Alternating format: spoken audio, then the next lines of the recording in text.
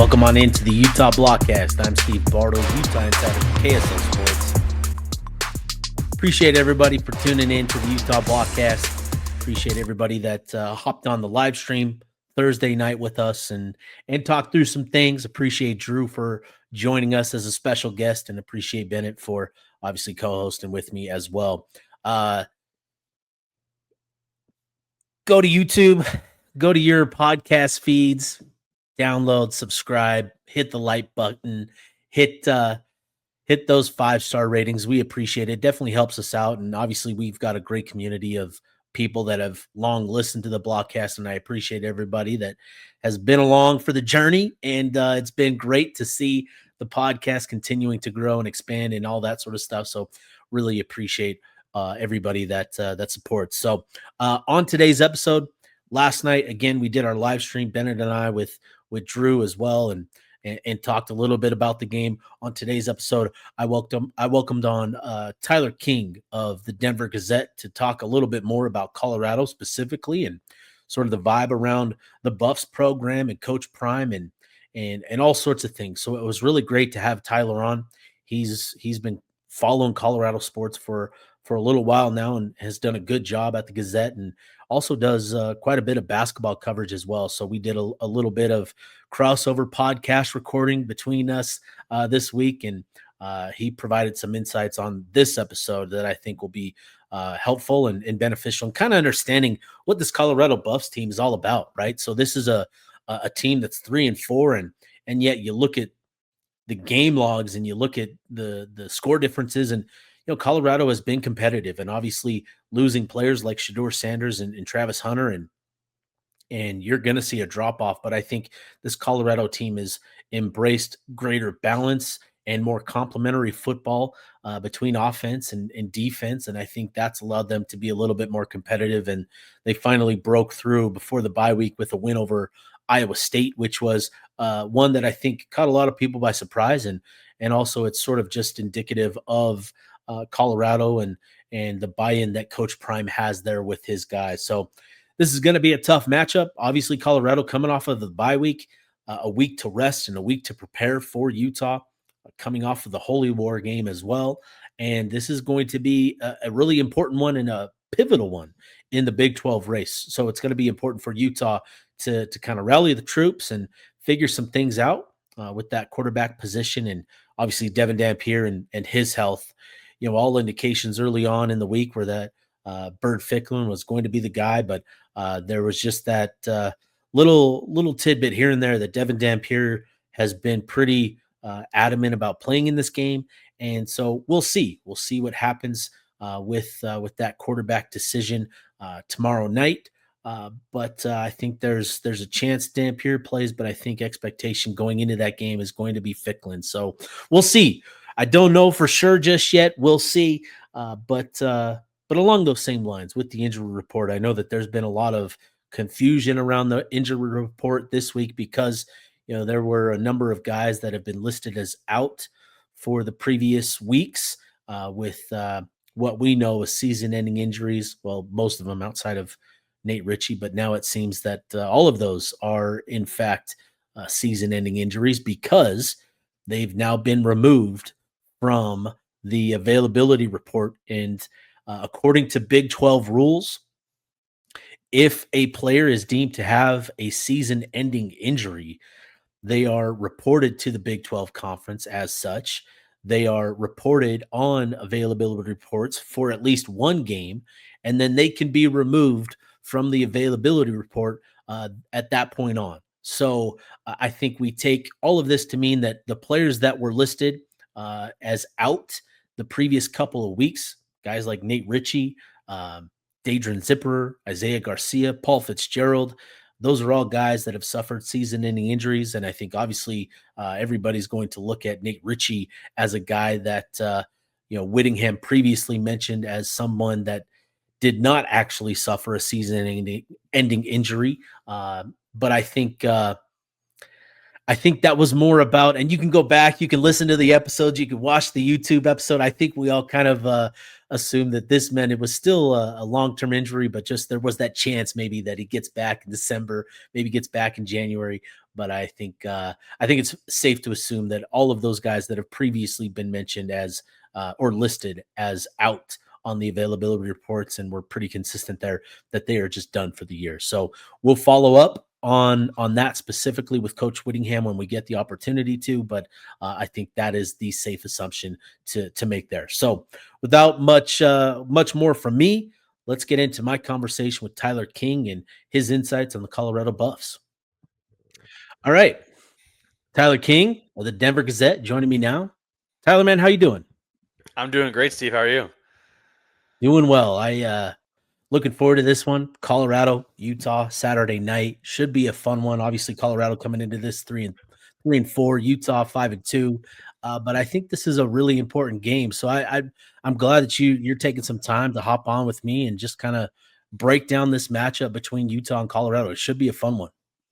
Yeah, definitely will be. I'm bummed I'm not going to be out there for the game. I love Salt Lake City. I was out there for the first time a couple years ago when the Buffs played. Last time the Buffs played at Utah. Always fun matchup between these two teams. Even though they tried to make it a rivalry in the Pac-12, but now Utah's got their real rival in the Big 12 with BYU, as we saw last week. But should be a fun matchup this week. I'm looking forward to Nah, the Rumble and the Rockies is the only rivalry game that matters this week for Utah. it. So we don't talk about the other one this week. No, this is a fun one, and I think again, I don't think the 3-4 record is indicative of how competitive Colorado has been this season. So I'm glad that you'll be able to provide some context on the Buffs going into this matchup. So obviously, you know, Colorado coming off a bye, went into the bye week coming off a big win over Iowa State. Just what do you feel like? Where do you feel like this team is at? Midway through the season and getting into that bye week. I think they're at a good spot. I think it could have really went the wrong way if they had lost to Iowa State. They kind of needed that win. It's a signature win of this season and one of the signature wins of the Coach Prime era. To be frank, like Yeah. they've beaten up on the teams they needed to, especially last year. Year one under Coach Prime was rough. In 2023, that first year in the Pac-12. After that crazy first month, it really went all downhill. But they kind of needed it. I mean, some of the players talked about after that game against Iowa State that, the coaching staff told them, like, look, man, you guys are going to be 3-4 or 2-5 after this game. And one of those feels a lot worse than the other, even though it's, one game apart. Things could have really went south for this group in a bye week, after another loss. But they were able to pull it out. I think it was encouraging to see them finally close out a game. That's something they've talked about for weeks now. 3 of their 4 losses have come in games where they've led by 10 plus points. 2 of them they led by 2 touchdowns. That BYU game at the end of last month was a game they really felt like they threw away. So they really could be 4-3 or even 5-2. Like they could have a much better record if 2 of those 3 games go their way and they're able to hold on in the second half. So I think you got to be encouraged by that if you're a Buffs fan, seeing what you saw from Caden Salter in the second half of that game offensively. So I think, obviously they're 2 touchdown underdog going into this week against Utah, but I feel like the Buffs have to feel pretty good that they can keep this competitive and maybe continue the streak of getting over the hump in late in these games. Yeah, I was pretty surprised to see that margin and that spread, and I think it was interesting. I just did a radio interview before hopping on with you here, and I used the term that Colorado's better, which I corrected myself because it's hard to go from a Heisman winner and a quarterback like Shedeur Sanders. Now you're 3-4, and I think what I explained was there's greater balance between offensive and defensive side of the balls, as well as the throwing game and the running game, and I think that's made Colorado a bit more competitive this year, where the results haven't come, but I think overall this Colorado team is really competitive and can win games in different ways than they could last year. So do you feel like how do you feel like Colorado has sort of moved on from the Shedeur Sanders, Travis Hunter, season last year? And how do you feel like this team, what sort of identity do you feel like this team has embraced this season? They're certainly deeper than they were during the first 2 years under Coach Prime. Obviously, you're lacking the star power, like you said. Like Right. you can't replace a Shedeur Sanders or a Travis Hunter. I think Utah fans are well aware of what Travis Hunter did, last year in Yeah. that game in Boulder. That was kind of like the stamp on his Heisman. I remember writing after the game, like he kind of sealed the Heisman with that game. And they just don't have that this year. Like Caden Salter's been up and down at quarterback.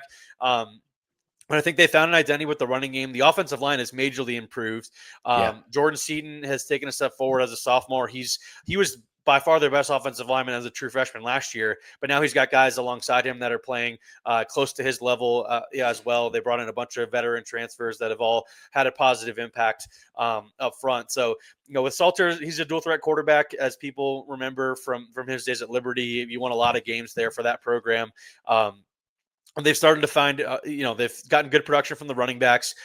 They've got 4 of them that have played at varying times throughout this year. I think they'll get 2 of them have been hurt, but I think they'll get 1 of them back this week, DeKalen Taylor. But Michael Welch has been good. Dallin Hayden has come on the last couple weeks, former Ohio State transfer. And like I said, Salter's got his abilities to run the ball as well and scramble and all that kind of stuff. So I think that's kind of the identity. And then in the passing game, they're just trying to look for big plays because they've got guys on the outside that I think are guys that can go up and win jump balls downfield, like Amarion Miller, Joseph Williams, who's new to the program this year. Both those guys have come on strong in the last couple weeks, had big games against Iowa State. So those are the guys to watch for offensively. And then defensively, it's kind of been a bend don't break kind of thing with this Buffs defense. Like you watch, and it doesn't matter who it is. Like everybody's kind of able to move the ball on them, but they've been opportunistic.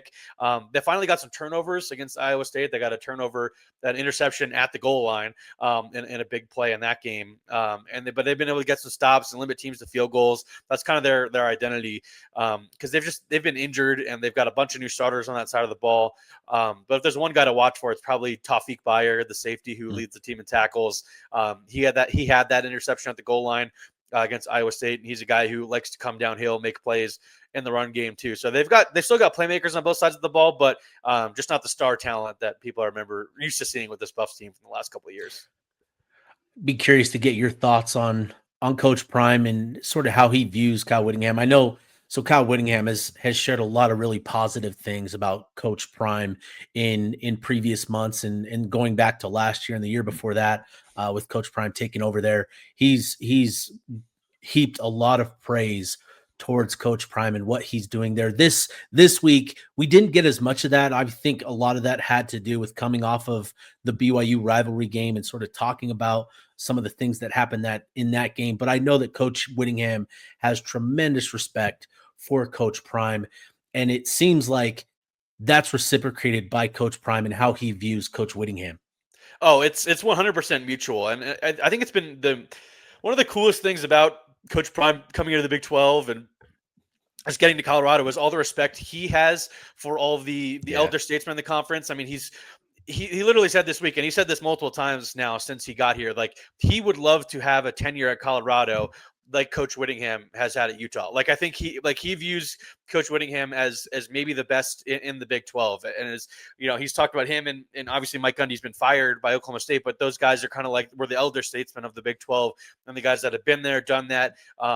And Coach Prime just has a ton of respect for guys that like Kyle Whittingham that have been at a place for a long time, done it the right way, won a lot of games. So the respect is definitely mutual. And it's honestly been cool to see the other coaches in the conference embrace Coach Prime as well, because he's an unconventional guy. Like he did a different route going from coaching his kids in youth to high school and then Jackson State at the HBCU route, and then at Colorado these last 3 years. So, but I think, like you said, there's a lot, if Kyle Whittingham has respect for Coach Prime, like I think that speaks about, speaks volumes for what how the rest of the coaches probably do and feel about Coach Prime, because he's definitely a guy that's stolen some headlines, since coming into the conference. But I think they enjoy having Colorado as a apt or a worthy foe in the conference, because he's done well to quickly retool and reboot this thing after how bad it was, before his tenure. Yeah, and it was really bad. I remember going to games there, in years past, and it was That like, man, are 2022 there? game at the end of that season was Yeah, really rough. I remember being in the press box for that one and being like, I was counting if Utah would have more points or Colorado would have more yards. Like that was what I was yeah, doing at the end of that season. yeah, and then to be there last year and see just what he's done with with the fan base and creating excitement and seeing the stadium packed. Like it was really incredible to see that for myself, again, knowing the what it was like in years before where it was empty and there weren't a lot of people in the stands. So to see that, obviously he's doing a lot of good things there, not just for the football, but for the community there in Boulder. And I think that's been really, really impressive. So let's switch gears. Let's talk more matchups now. And Tyler, I'd be curious to get your thoughts. What do you feel is the most important matchup for Colorado this week against Utah? I think it's just containing the quarterback run, because whether it is Dampier or whether it is Bird Ficklin at quarterback, I don't think the Utah offensive identity is going to change all that much. I think it's going to be a run first attack, and they've got talented guys at running back too. But the thing that has plagued them all year has been stopping the quarterback run. They did well against Iowa State, and Rocco Becht, who's a guy who likes to throw but can use his legs a little bit too. They contained him pretty well. But when you look at those games against like BYU or Georgia Tech, games that they lost late, giving up the big runs to Bear Bachmeier and Haynes King for Georgia Tech, like that was the Achilles heel for this team. And even that one blowout loss they had at Houston, Connor Wegman was able to use his legs when he needed to pick up yards on third down and that kind of stuff. So I think the Buffs are going to be a little bit healthier this week. That defensive tackle group has really been limited by injuries, but it looks like they're going to be back, have the majority of their guys back for this game after the bye week. Looks like the defensive end group is getting a little bit healthier too. It's all going to be about how they contain quarterbacks on scrambles and all that kind of stuff, because that if Dampier is good to go, that's been his bread and butter. I remember watching him at New Mexico last year when they played at Colorado State. I was actually at that game. They cover the Rams a little bit too. And it was just so impressive to see how Dampier gets out of trouble and finds a way to pick up yards when he needs to. Now, that's a little bit different this year when he's got 2 NFL tackles blocking for him, as opposed to what New Mexico had on the offensive line last year. But I think it's going to be all about trying to keep, if it is Dampier, keeping him in the pocket and making him become a passer. Even though he did have a really good game throwing the football against BYU, arguably his best of the season. Whether it is him or Ficklin, I think it's all about keeping that quarterback in the pocket and not letting him escape and get downfield for big yards. So containing the QB run game is kind of the big key. Where do you feel like Colorado has a pretty favorable matchup coming into this one? That's a good question. I think it's with their QB run, to be honest. Like, I think Utah has struggled a little bit containing dual threat quarterbacks. I think Bear Bachmeier was effective at times last week for BYU. And Salter has become a little bit more decisive with his decisions to run. Like, they've been doing some more just generic read option stuff where the reads are really simple for him. And he's made the right reads a lot the last couple of weeks.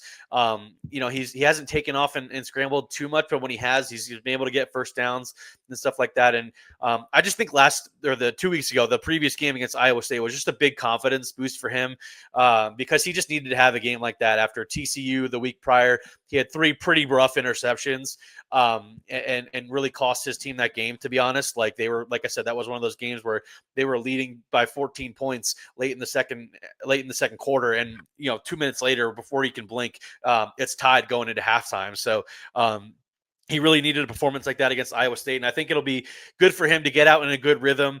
They've actually done a good job with Pat Shurmur and having good first quarter scripts. That's one of the things they've done well throughout the season.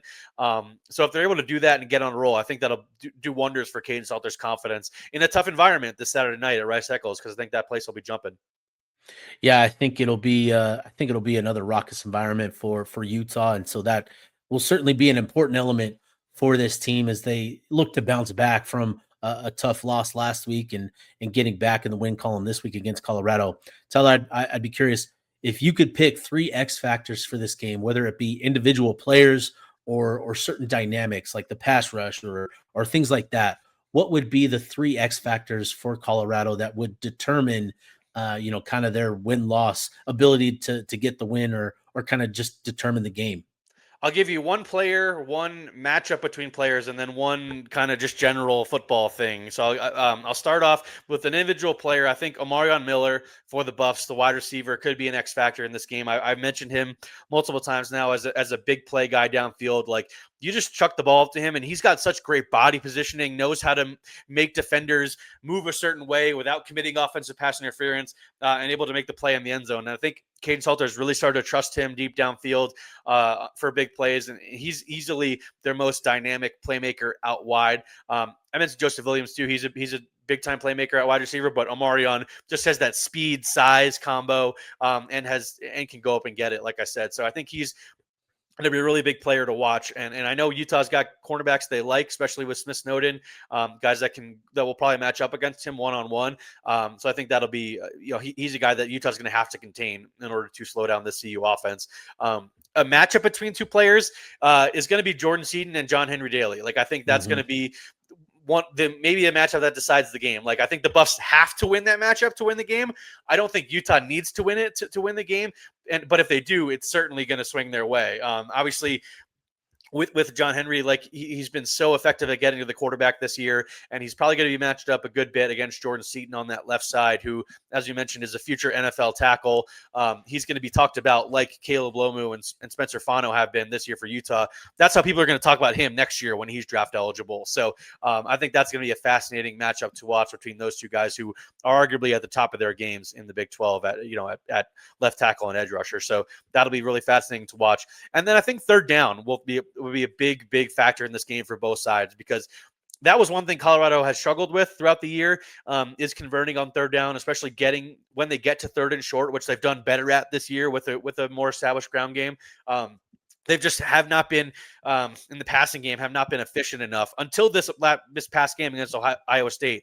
When I think they started off like 5-9 on third down or something like that. They were really doing a good job staying ahead of the sticks and picking up the yards when they needed to, with some easy stuff for Caden Salter in the passing game, and then on the ground as well if it was stuff they felt like they could pick up on the ground. So and then for Utah as well, I think that'll be key as well, and just kind of keeping the Colorado defense on the field and keeping the Colorado offense off the field on third downs and extending drives with Dampier's legs or Ficklen's legs, whoever is at quarterback, because obviously that was such a huge on fourth down was so huge for Utah last week in getting the offense not being able to convert on key plays. So I think third down for both squads will be really important this week too. Yeah, those are great points. And I think that matchup, John Henry Daly, Jordan Seaton, I think that's going to be a pivotal one. And I think if Daly can get pressure, that would be really significant, because Seaton has only allowed one pressure all season long. So he's been really fantastic. And I think on the other side of that matchup is Logan Fano. And how do you feel like the offensive line overall has performed beyond what Jordan Seaton, the improvements he's made? How do you feel about the offensive line this season? I mean, 4 of the 5 spots have been really settled all season and had a good production. And that one spot is probably right tackle, though, that has had some inconsistent play. Tennessee transfer Larry Johnson III got the start the season, but he struggled in that Houston game in particular. Maryland transfer Andre Roy came in for a bit in that game, and he's played a little bit throughout the season. But it seems like Larry Johnson has re-solidified that spot at right tackle. So it'll be a big test for him, like you said. Like, It doesn't get any easier, even if he's not going against John Henry Daly. Like, Utah's got multiple guys that they can throw at him as well. So that'll be a big key as well if Utah's looking to get pressure. I think attacking that right tackle spot will probably be the key, because, like you said, Seaton's been awesome, and then the 2 guards in the center position have been really effective as well, with some veteran older guys. So I think that right tackle spot is going to be, whoever's matched up against Larry Johnson, that'll be another key spot to watch. Tyler, how would you assess the secondary? Obviously, when you lose a player like Travis Hunter, and just what he was able to do in the secondary last year was truly impressive, and he's an incredible player for many reasons. But what he was able to do in that secondary, how do you feel like the secondary has been able to perform this year, especially given the fact, obviously, Coach Prime being a cornerback and being a great all-time great, arguably the GOAT cornerback. Yeah. How do you feel like this group has picked up where Travis Hunter left off last year?